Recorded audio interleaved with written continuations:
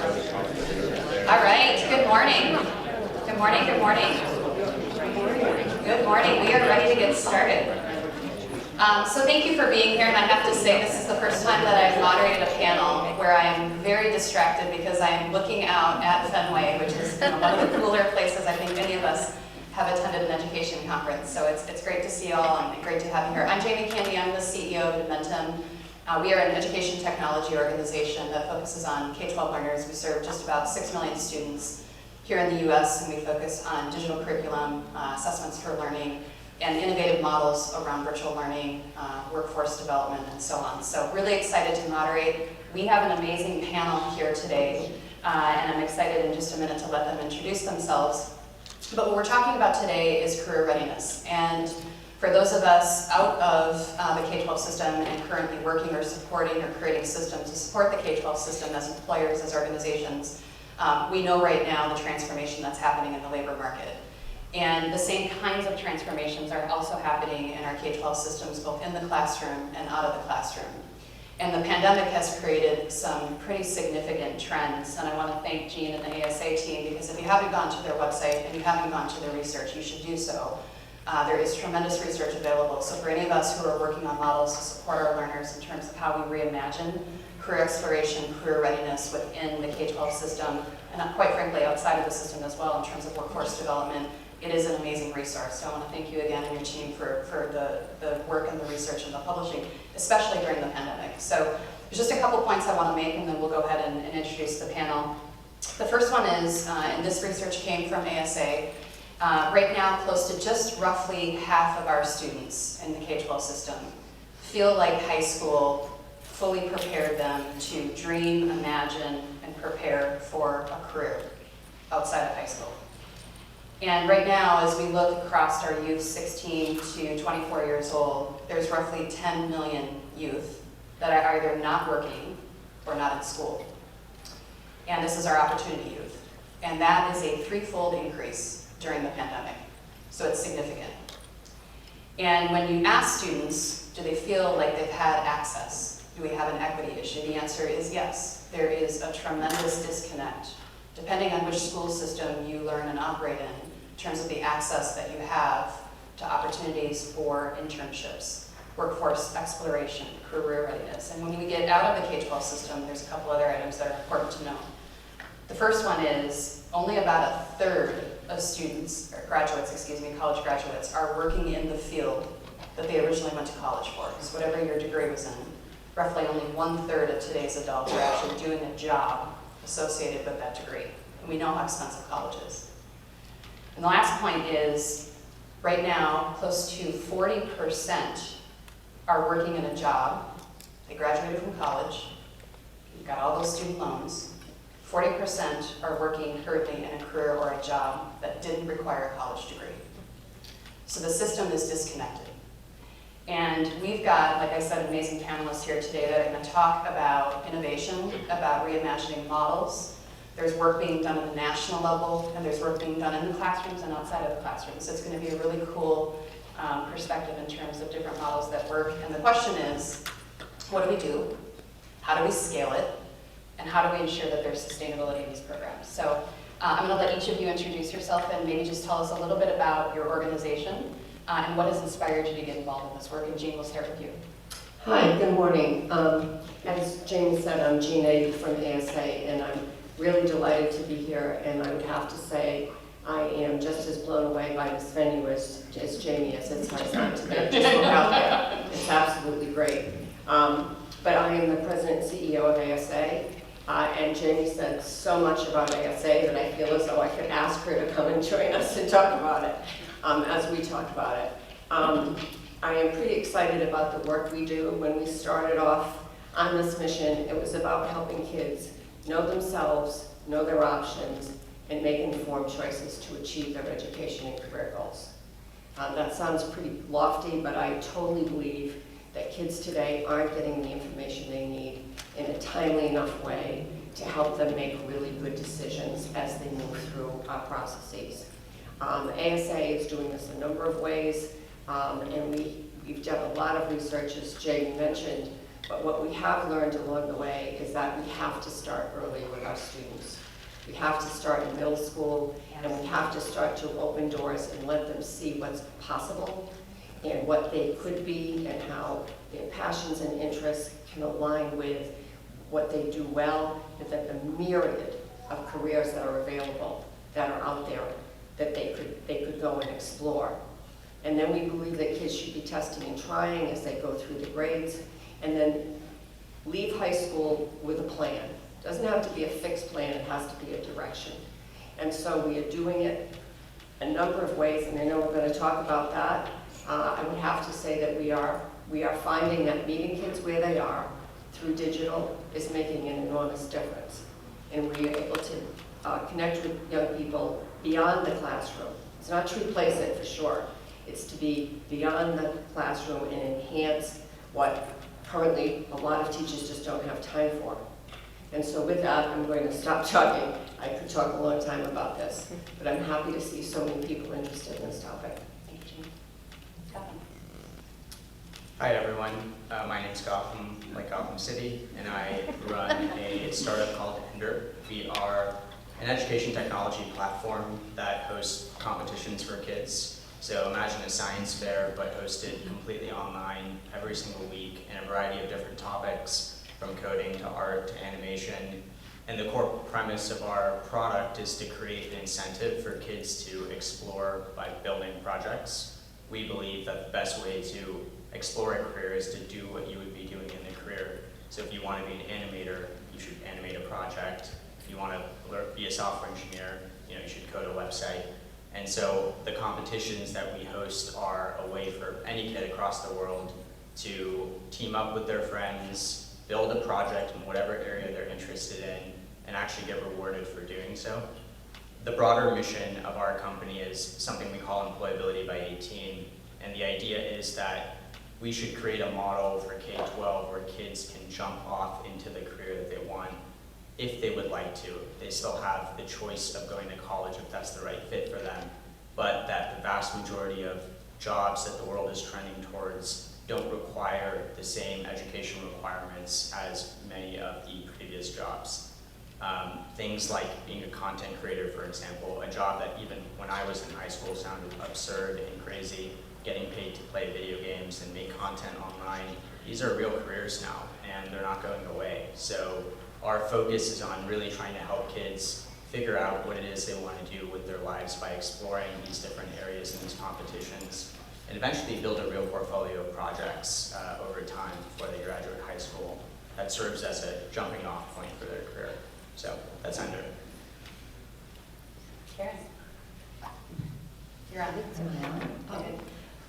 Good morning, everyone. I am Karen Krevis, the proud superintendent of the Hopedale Public Schools, and I share too that I am the chair of our Blackstone Valley Superintendents Consortium, and I sit on the executive committee for the state. And I share that because I have kind of a large perspective outside of my very small school district.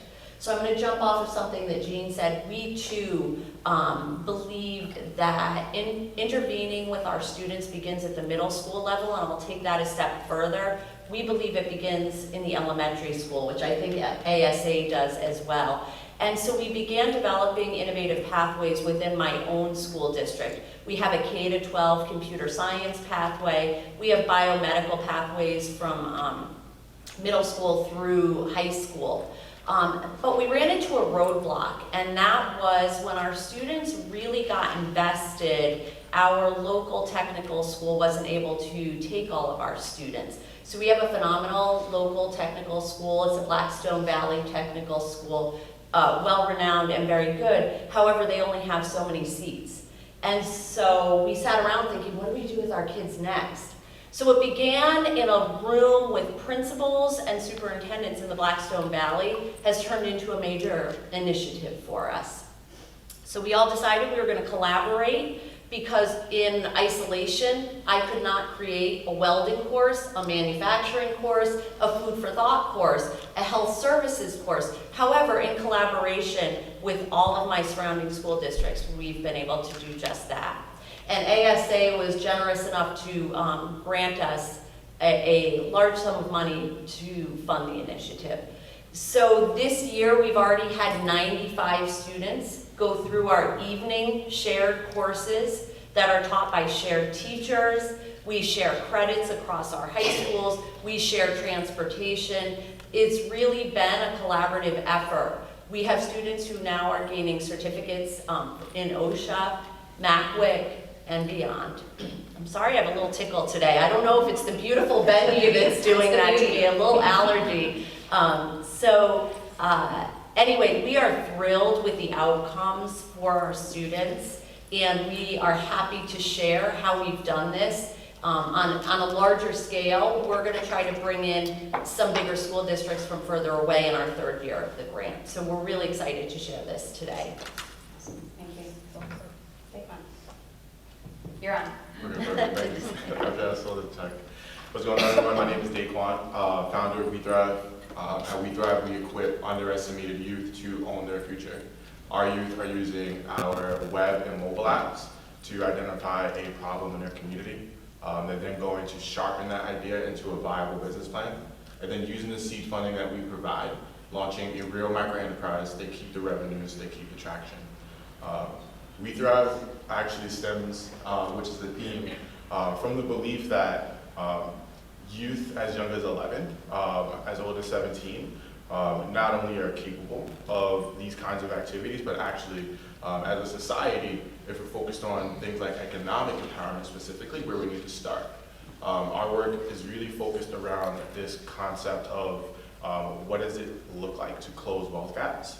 And one of the things that we address within our economic system is, economic and workforce training system, is that we have a habit to wait until youth are 18 to do anything meaningful with them. And the consequence of that is that we're only working with who's left, right? Who's interested, who still has the resources, who has the skills, and it's very, very difficult to then still close gaps. Instead, we agree that we need to start much younger, in middle school, ideally, when habits and identity are still forming. So that way we have not only like the passion, the buy-in, but also some of that community too. And so that's something I might bring up a little bit later, is just how relevant it is, particularly coming out of the pandemic, while we're still in the pandemic, that it is for youth to be able to speak with one another alongside their passion, interest, community interest. And so that's what We Thrive, our tech does, is we focus around this intervention of 11 to 17. How do we have them engage as direct participants today? Our youth are almost always launching. We have a 92% launch rate, serving 3,000 youth per year. So when we work with a young person who wants to create a company, they usually do it. And then most importantly, how do we make sure that that's now used as a jumping point into tomorrow's workforce, quote unquote. But for some of them, it's today's workforce, but they're just 12 or 14. So that's a little bit about We Thrive and some of our focus names. Thank you for that. And I think every single one of you just talked about starting earlier and creating this system. So for our policymakers, our educators, those of us that are serving the communities, how we think about our programming, the model, starting much earlier than I think we've traditionally thought. We typically immediately go to the high school opportunity, and what we're all saying here is that you've got to start much, much earlier. So Jane, we talked about this, the research that ASA has conducted, and the work around promising models. And Karen's consortium has been a beneficiary of the grant making, but you've been doing quite a bit of grant making around these models. What have you learned through your grant making activities in terms of those promising models that work, that can scale, that have impact? I think that, and I remember vividly the day I met Karen Crevice, because she was the first recipient, Hopedale was the first recipient of a grant. And she was so excited to talk about giving kids career exploration early on, which was music to my ears, because we had just gone through a period of intense research, making sure that, and I think Daquan said it, kids in middle school are just curious. They are still willing to go to a different place. They're not so persuaded by what their friends have to say. They're kind of willing to go out and do it on their own. So it's a perfect time to do that. And I talked with Karen, and she had this proposal about introducing career exploration in 7th and 8th grade. And it would be for every kid in that school district. And the classes were set, the equipment was purchased, the faculty was hired, and the system really embraced it. And it worked incredibly well. And we had, pre and post data about how well it worked and what kids took away from it, etc. And we were thinking, this is just great. We're going to bring it out, we're going to share it with everybody, and everybody's going to want to do it.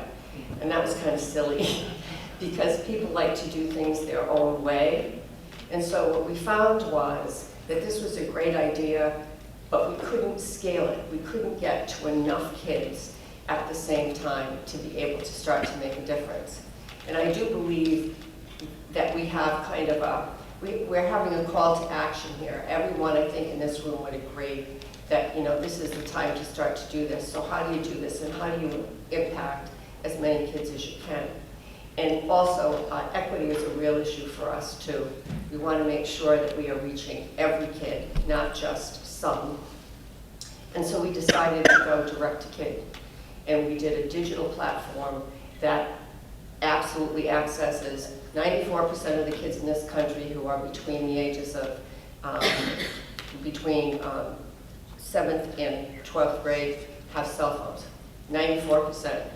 So we decided to go directly to them and to offer some content that would really allow them to go exploring. And I would have to say, they really do love it. We have right now almost 12 million users in this space. And it's not to replace, it's to just offer something beyond. So we feel as though, together with doing things with Karen, and we've done things with Karen, we've done things with Blackstone Valley, we've also supported the Pathways program in high school to let kids test and try. We're trying to do it all and get at this problem in different ways, but I would have to say it's not one thing, it's many. And I think, we heard our secretaries of education talking about how tired educators are and administrators, and the last couple of years how difficult it's been. And when people think about online and they think about using digital tools, it can feel overwhelming because of some of the experiences that we had with emergency remote instruction. And this is not that. What you're talking about is building scale through a digital platform so we can get to all kids.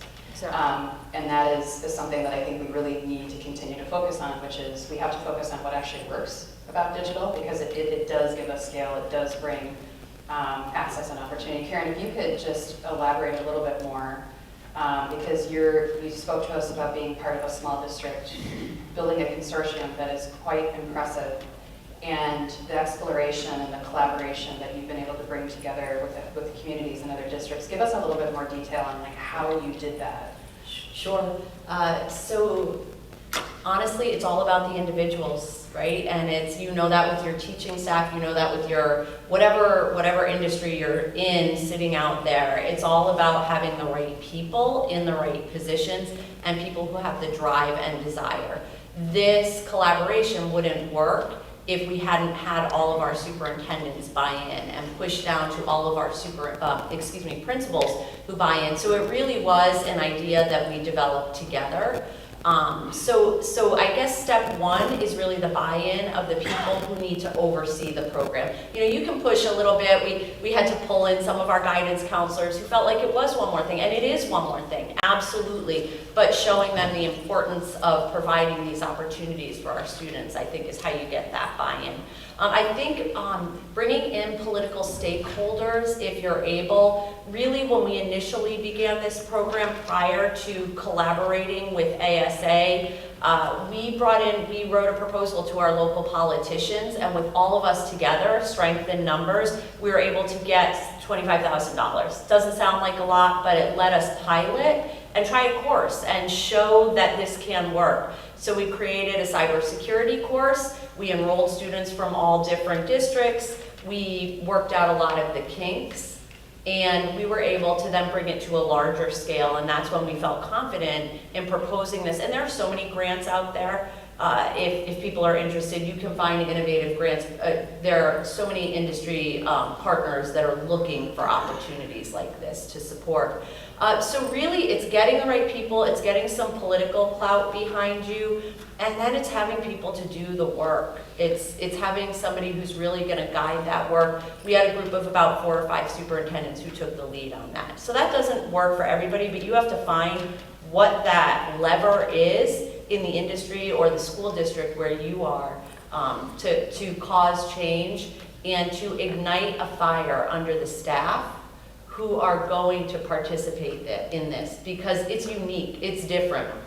We ran into so many little bugs that we just had to troubleshoot and work out. Oh, everybody doesn't have an email platform that they're all, let's figure it out. We have worked out so many things. Just don't let one obstacle stop you from providing opportunities for our kiddos.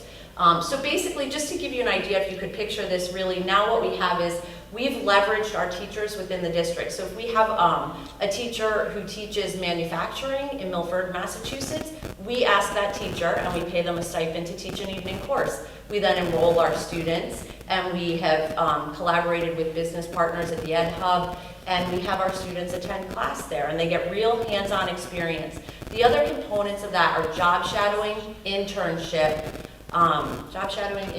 and field trips. So we really tie all of this work to job experience. So every kiddo who goes into one of these courses also has a real life experience.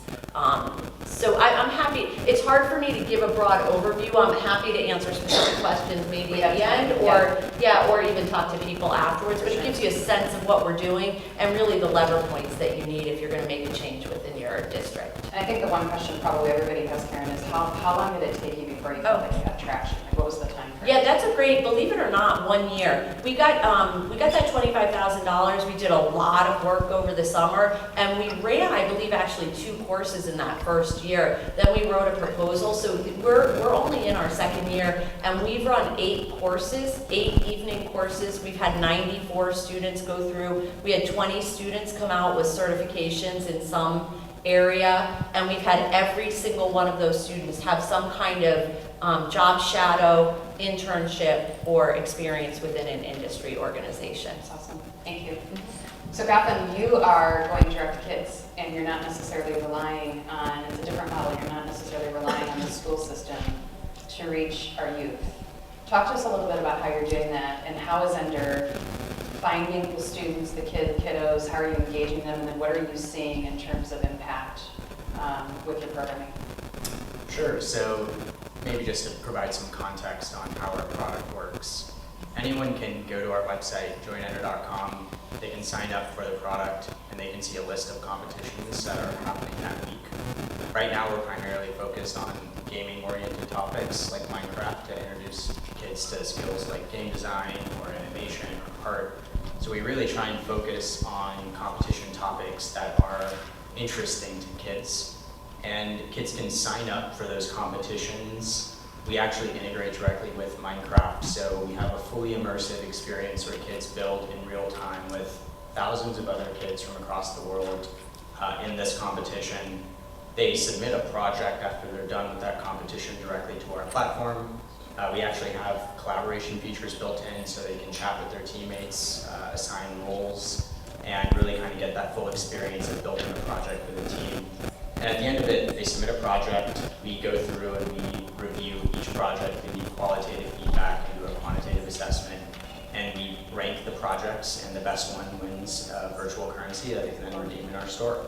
So it's really designed to feel like a very game-like experience. And one way to think about our product is we're taking a lot of the components that kids enjoy about games, the competitive component of playing against other people, the winning of a prize, the leveling up of skills, and we're applying those same dynamics into the learning process. And believe it or not, game designers have figured out a lot of problems around scaling engagement and interactivity over the course of a very rich 40 years of game development that education is just now starting to really get into and understand. So there's a really rich history of ways that games have solved problems, for example, how to keep millions of people engaged at scale. That is very difficult to do in a Zoom class, as an example. So our focus to go direct to kid, we do this for a number of reasons. One of the main ones, which is exactly what Jean mentioned, is scalability. Our focus is to try and reach as many students as possible. And one of the great things about software is you write code once and anyone can access it at any time from a website anywhere in the world. So, for example, our user base is half international as well. So we have a lot of users in Southeast Asia and Europe, and it's growing fairly rapidly. So the scalability is a very big component of it. You don't have to go district to district and convince anyone to adopt the product. You just have to make a great product that kids want to use and they'll adopt it. The second part of it, which is really important to us, is incentive alignment. One of the tricky things if you're building these career exploration programs and going through districts is that at the end of the day, your customer is the district. You have to personalize the program for what the district wants, whether it's data requirements or curriculum requirements, and that takes away from developing for the student experience. If you want to design for the kid, it has to be completely designed for what they want, or else you're going to muddy the user experience in a way that a kid will never actually want to do it. It'll always be a requirement for them in a classroom or in a curriculum. So what's important to us is that the end user of our product, the way that we make money is we have to build a product that kids want to use. And if we don't, our company dies. And it's really as simple as that. And so that means that there's an incentive for us as a company to constantly innovate and understand what exactly motivates an 11-year-old. It's not going to be homework from a classroom. There are other things that they enjoy doing in their life. How do they spend their time? What are their needs and desires? And we have to balance that with what we want them to explore and learn. That's a really difficult challenge, but we have to make it work, and so we are constantly striving towards innovating in that way. So that's why we view the direct-to-kid model as important. To talk about some of the outcomes, one of the great things about going direct-to-kid is that you also have this really tight feedback loop with the kids, so you can really understand exactly what it is that they want. And kids are fickle, so if your product's not good, they're just going to drop it. And that's the end of it. So we have to, one of the things that some of the outcomes that we've seen is that our product is incredibly interactive and engaging as a result of being direct-to-kid. So just to give you guys some context, over the last 6 months, about 550 kids have built 1,300 projects. And on average, kids are doing about 20 competitions over the course of about 6 months. So kids are really engaging with these competitions in a way that's fun to them, and because they want to, not because of their parents or for the school. Now obviously we are focused on Minecraft, so that makes it a little easy for us to, it's a little bit of a cheat code for us to get our product to market. But imagine that happening for coding competitions or design competitions or animation competitions. This idea that you can find something that you want to do and get rewarded to actually learn how to do it and use it in a way that feels not like learning, but like playing. That's the innovation of what our product is trying to do. It's still very early, but 6 months in software is like 6 years in education. So we're pretty excited about where we're going, and the last thing I'll mention about this is all of their work is saved to a portfolio, and this is one of our favorite parts of the product, is it's not just that these kids are doing these competitions. Every single competition they do, they build a project, and it's saved to a portfolio that's shareable to future employers, universities, parents, friends, whoever it might be, and it's all done without them even knowing it. So it's really neat, and I'm happy to go deeper into sort of some of the outcomes that we track there. I think one of the pieces of research we've been studying at Edmonton is this shift in consumer education between the US and international. And you talked about the international students and kids that you're also serving, and how the US is finally starting to catch up to other countries in terms of how we think about consumption of education outside of our traditional system. And correct me if I'm wrong, but right now it's free for kids, right? That's right. Okay, yeah, that's great. So Daquan, you said something earlier when you introduced yourself that really resonated with me, and you talked about, and I heard this from somebody several years back who started using it with my own kids, and I have a 13-year-old, and it's what problem do you want to solve versus what do you want to be when you grow up. And I heard you say, what problem do you want to solve, and that really resonated with me. So with We Thrive, with entrepreneurial apprenticeships for underestimated youth. Tell us, like, what does that actually look like? How does a student or how does a youth get involved? And then what is the model? Like, how do you actually implement that? Yeah, I love that you call that out, right? There was actually something mentioned earlier, a theme happening earlier around just like student buy-in, and for students, right, as they're going about their day, and all of a sudden they never had a say in it, but they're doing it, right? And like that in and of itself is exactly how you can get any human being to disengage, right? If we were to all sit and brainstorm, we would probably come up with a lot of things like that and say, yes, that's how we would get myself to disengage. Instead, we say, hey, actually, what are you passionate about, right? What's bothering you? And even for things that I feel like most of us think we have a handle on, like bullying, our youth entrepreneurs are coming up with completely new solutions, right? I'll give an example that just exemplifies like how that happens. We start with really like, what are the problems that you see? What are the things that you're experiencing that just are still problems and no one's listening to you about? Something as simple as bullying was an issue in Buffalo. One of our student entrepreneurs said, you know what the problem is? It's not just bullying occurs and dig deeper to root causes, right? And so like we have a set of prompts within the mobile app. We serve either direct to student or within the classroom itself. And they get to dig deeper in root causes. And you know what they said? They said, actually, like, the problem with bullying for us is that we're actually telling the adults around us, but they just aren't actually taking us serious, right? They're kind of laughing at us. I think we're playing games. We're dead serious. Like, that kid is bullying me, right? And so they started to brainstorm alongside focus groups with their friends. How would we, begin to solve that? They spoke also with the teachers. Long story short, comes Buffalo Bully Buster. And Buffalo Bully Buster is this app where they had like I forget the technical name of it, but it was like clicker. And what happens when you are pressing this clicker is that it actually sends a ping directly to have like a communication channel set up, and that was where the administration and teachers were able to monitor an incident of bullying has happened. And what that helped to do is actually bridge accountability. Someone legitimately said they were bullying, and it was a way to submit an actual report, right? There were 12. So within that, those are the kind of solutions, right? I think a lot of us think like, oh, like anti-bullying prevention, let's have a program, this, that, and the third. And here they were saying, actually, no, we just need a way to make sure our voice is heard when we say we're being bullied. And there's probably dozens of examples just like that, where speaking for myself, I would never have thought of something like that to solve it, but also I'm not in a position anymore being bullied. And so we also follow principles that are linked with those who are closest to the solution are probably always best fit to solve them. Kids being no different. And so we walk through like a curricular experience. It is in-app for sure, but it has like that just real world, we're just sitting around a table, right? One of the things that's important for us is that it doesn't feel like they're just taking a course on their phone, but actually it's just complimentary. Oh, wait, like, how do we build a target market again? Like, how do we do that? They take the quick course, it's about 5 minutes. It has like little cartoon images of kids in it, and it's just also always uplifts an alumni who did that well.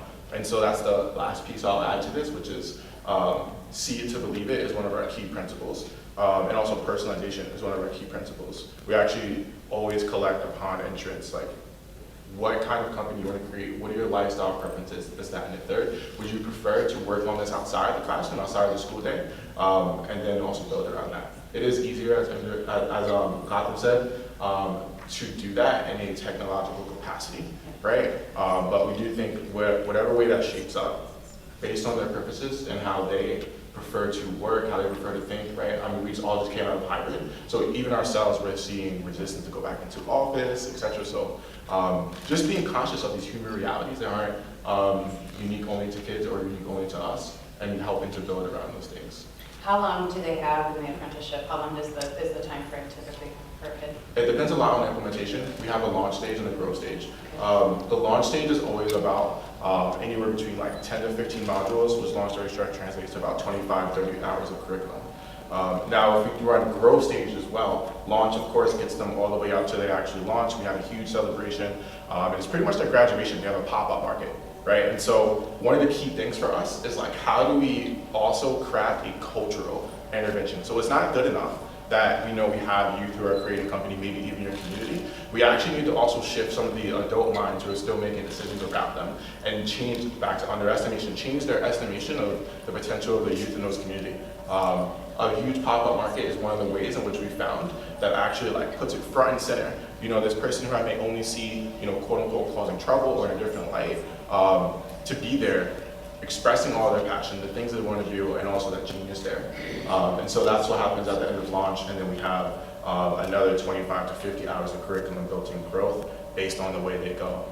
Growth stage ends up being a little more career discovery. So I, you know, particularly fell in love with marketing, and I want to do more sales challenge activities. And this, that, and third, we actually have tailored curriculum that allows them to progress through them, and they're kind of like micro journeys and micro missions to implement the thing, which might just be an SEO strategy, which might just be like create your first Google Words campaign, and then move on to the next one. So it's usually they'll run through a few of those during growth strategy. And how many kids so far have you worked with? 12,000 over the past 7 years. 92%. So we talked, everybody's talking about, there's two things I heard all of you say. Community-based partnerships, so getting the programming and the support to those closest to the opportunity and to the students or the kiddos. The second piece of this is how you leverage technology and innovation to be able to scale. I want to stay with the scale question because we're talking about millions on the national platform, thousands over, did you say 7 years? Yep. Thousands over 7 years, early stage, you've got several hundred. You're very distributed consortium, serving I think close to 100 now in your first. And these models are awesome, right? The models are awesome, but how do we actually scale them? And you know, I think for everybody in this room, just wondering about like, how do I take what I'm hearing from you, bring it back to our school system or our community or our policymakers and say, you know, here's a way we can do this. And from an equity perspective, here's how we can potentially scale it to all the kids that need it. What are your thoughts on scale? Maybe Karen, I'll start with you. Sure. Because you're in a, would you call it rural? Is the consortium largely serving the rural communities? Ish? Ish. It's a combination. It's okay. definitely a combination. I have been listening carefully and such great models. One thing that was just said was the mindset around changing adult mindsets. And I want to comment on that too with the pathways for future jobs as well. That's a mindset that has got to change, and we work a lot on that within our consortium as well for our students and for the parents to get families and our community to understand that it's just as valuable to go in a trades route as it is to a four-year school, and especially so when we talk about the mindset for our students that you just mentioned, it's a mindset for the trades as well. And we are not trying to deter students from going to college, but it can be a combination. A kid can go on to college and maybe do a business and an electrical trade, or a business in welding.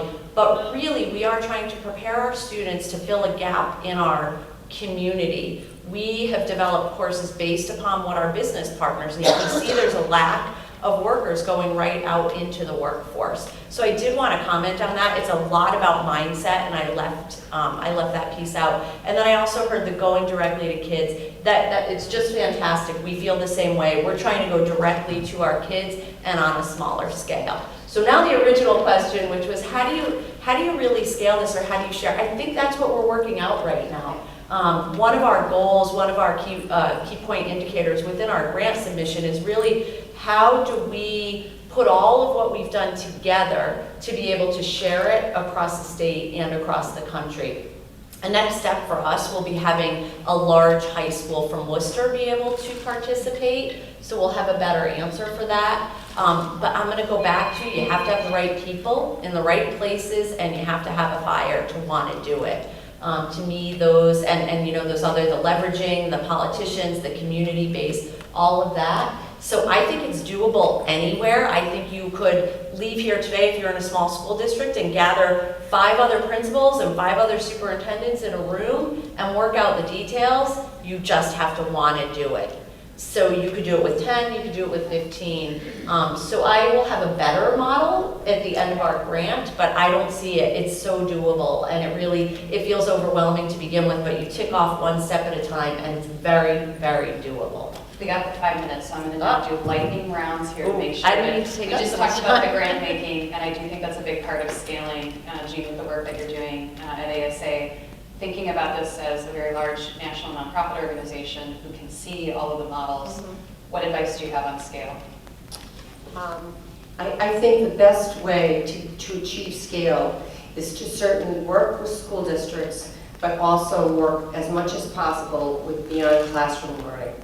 I think the way to have things catch up with each other is to really lean in on beyond classroom, which will enhance what's happening in school systems.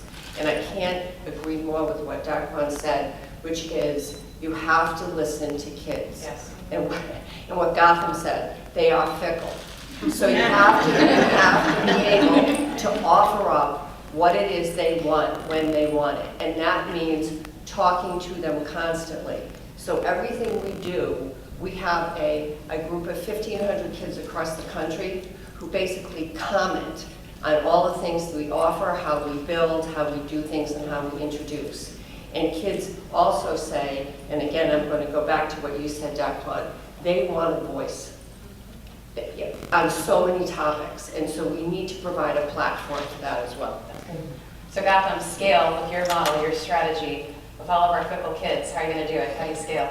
Well, the first thing I want to mention is that I think it's really important that there are many different types of organizations tackling this problem. We are, by design, an organization that goes wide, but we're a little bit more shallow, and we think that that's important for exposure and exploration. But it's equally as important to have organizations that are smaller that go much deeper and invest their resources into actually going in. So there's a trade-off, and I don't think everyone should try and be everything. You know, we focus on going wide, and that's what we're designed for. We're a software company, we can scale. I think it's perfectly fine to just be a smaller organization that measures its impact by depth instead of breadth. But in terms of our focus, I mean, if your kids wanted to use Ender, they just go to joinender.com. So that's it. There you go, Ender.com. We do have a wait list, so we are actually only at 500 kids by design because we don't, like, competitions will start to break if we have too many kids at the same time. They get too competitive, the prices aren't big enough. So there's a lot of stuff that we need to figure out as an early company and product before we start to scale. But there's nothing that would stop us from going to 100,000 or 500,000 kids very quickly. Awesome, that's good. We've got 1 minute left here. Daquan, scale. I mean, you've got quite a bit of scale already. What does it look like to continue the model? Yeah, so mine just real quick is just validation, right? So I think like that's the key thing we operate off of is like before we start to scale anything, before we start to build any particular thing, the question we ask ourselves as a team is that validated, right? So for example, we're building new features in the app all the time, right? But before we do so, it's not just, oh, we think that would be great, or, you know, users are asking us. We might just hear from like the 10% of youth who are thinking about that thing, but the rest would hate that thing, right? They would drop the app now. And that also even goes according to our teacher training, right? There's a lot of like very meticulous things that like teachers also do, right? And so like they have a ton of things going on in their world, and so just being super cognizant of like their busy schedules. And so long story short, just before building anything new, and especially before scaling, just how do we know it's actually validated and true before we start scaling? And then now we have a bunch of unhappy people on the other side of that. That's a great point. So the hardest part always being the first panel is it took you a while to find your way up here, so our time got a little bit cut short. So we don't have time for questions. However, I know all of our panelists are willing to share other ideas and answer questions after this session, so feel free to grab them. Thank you so much to our panelists, you're amazing.